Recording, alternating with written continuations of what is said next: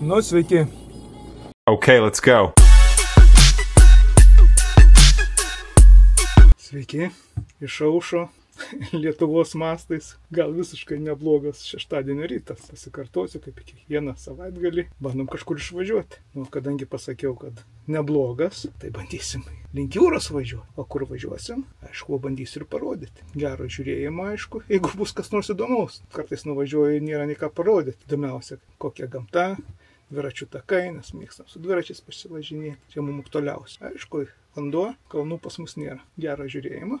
Iki. Na štai, pirmą kartą šiais metais atvykom prie jūrą. Ir vanduo, palyginus, kaip tokie orai buvo, tai tikrai nebloga. Mes Latvijai važiavom į Ventspilį, bet Ventspilį vienintelį kartą metuose yra baikerių suvažiavimas. Ir mes, aišku, vienintelį kartą metuose tai pataikė. Teko ieškoti kito kempingo, suradom tokį. Iš pradžių atrodė, kad nelabai, bet dabar visai nieko. Žiūrėsim, kiek mes čia. Nes 2 dienas būsim ar vieną, atėjom prie jūros vanduo. Niekas per daug nesimaudo. Vieną surado vietelę, eisim, prisėsim. Gerai. Putė apsiniaukė jau. Pasivaikščiojom, pagulėjom, pasideginom, maudytis neišdrįsom dar kol kas. Jau tamsu. Žmonės maudosi po truputį, bet nemasiškai. Apsiniaukė ir einam vakarieniauti. Sau ramiai, nieks netrukdo miško takeliu nuo jūros. Čia iki savo kregždutės koks 10 minučių kelio per mišką. Aplinkui vienos mėlynės. Mes čia truputį pavakarieniaujam mėlynėm. Tylu, ram. Fantastiškai zirgutė. Žiūrėsim ir tai gal dislokaciją pakeisim. Mes aplamai planavom Ventspilį su dviračiais važinės ir tai planai pasikeitė.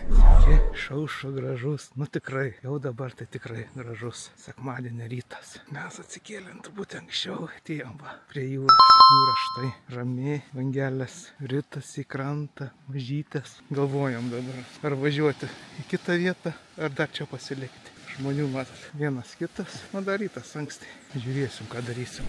Mynėm su dviračiu štai. Sakom, prie jūros išminsim. Reikia virvės, kad nusileis prie tos jūros. Taip, tai vanduo pasaka, švarus. Niekur nusileidimo nėra. Gražu. Apsidžiaugiam, sakėm, būsim čia, kai karaliai save apleidžia. Kažkas yra, kažkas vaikšto. Tai kokie mes kempinge apsistoja. Vilnius, kemperistai. Ten dar vietas yra. Mes čia vakarienę ruošiam. Visą dieną prie jūros išbuvom, tiesa, neišdrįso dar maudytis. Reception, virtuvė, dušai, viskas kaip priklauso. Liuks vietelė. Tai atėjom prie jūros. Ką čia gali pasakyti? Jūra, vėjuko nėra. 7:30 dabar. Pavakarieniavom. Pasaka. Vandens, šiltumėlis. O aš kai durnius nieko nepasiėmiau. Kelienais maudyti, žiūrėsim. Bet vanduo tai, čia mes randamės aplamai už Ventspilio važiuojant link Kolkos, kokį 12 km pasukat į kairę.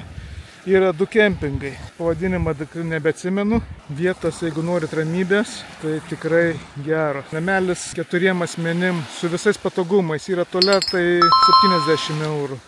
O 2 vietis 50. Bet reikia rezervuotis iš anksto.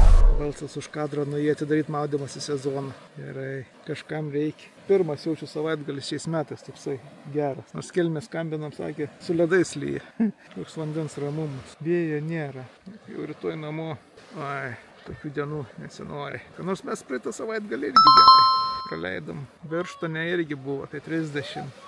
Galima pažiūrėti, kur geresnė orai į tą pusę ir važiuoja.